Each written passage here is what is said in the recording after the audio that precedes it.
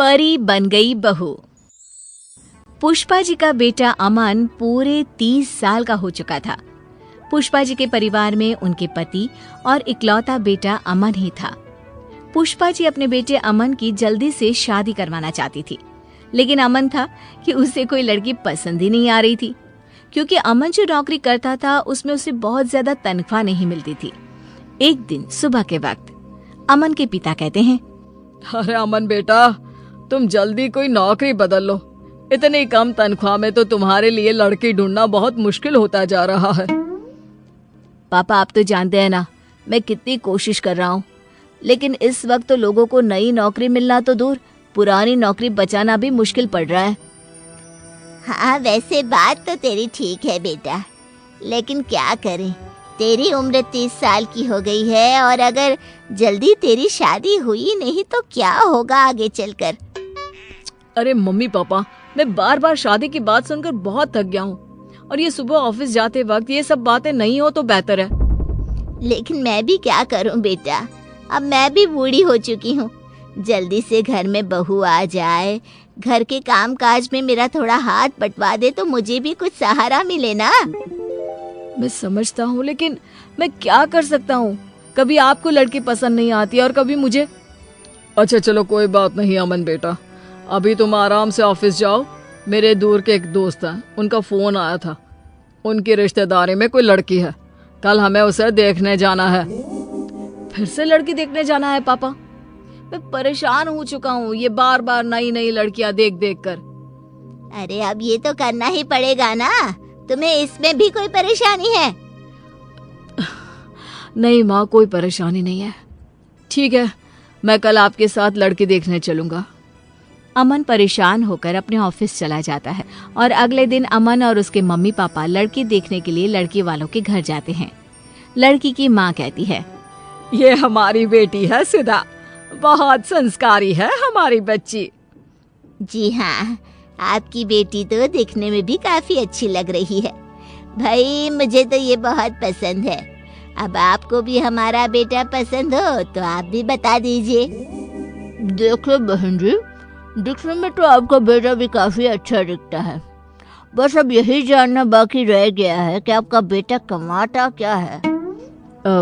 मेरी तनख्वाह 20,000 है। हो सकता है आने वाले टाइम में मुझे कोई अच्छी नौकरी मिल जाए और तनख्वाह और बढ़ जाए।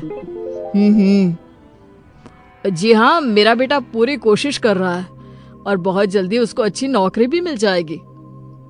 लेकिन इस बात की कोई गारंटी थोड़ी ना है, शादी के बाद भी अगर आपके बेटे को अच्छी नौकरी नहीं मिली तो। हाँ जी, आप बिल्कुल ठीक कह रहे हैं, और वैसे भी 20,000 में आजकल होता ही क्या है।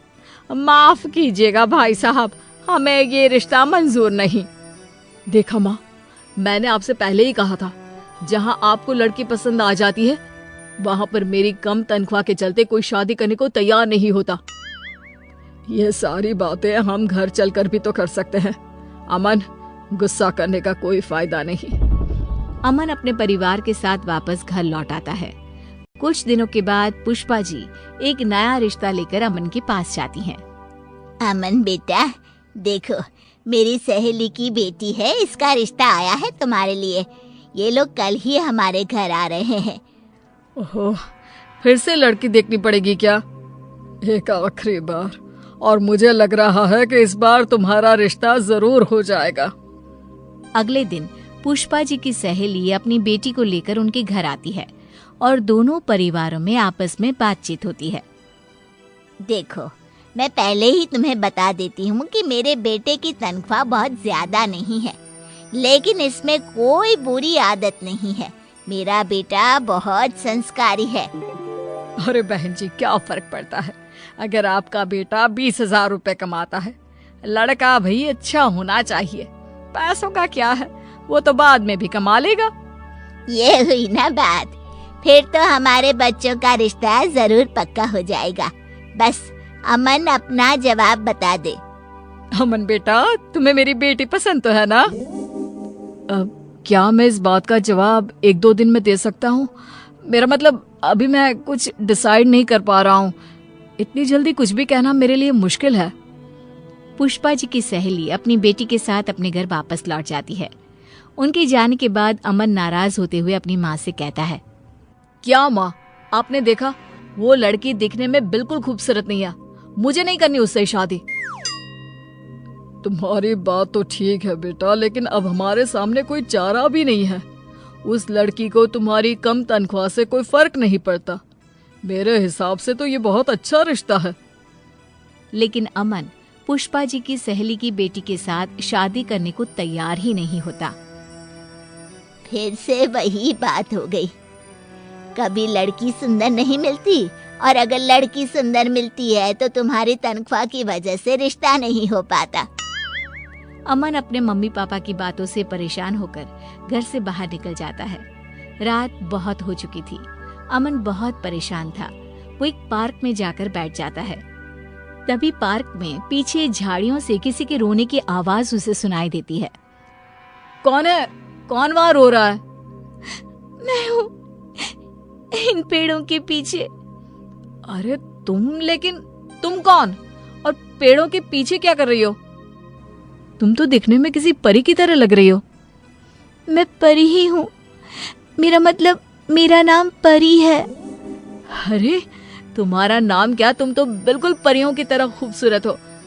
लेकिन तुम इस तरह रो क्यों रही हो?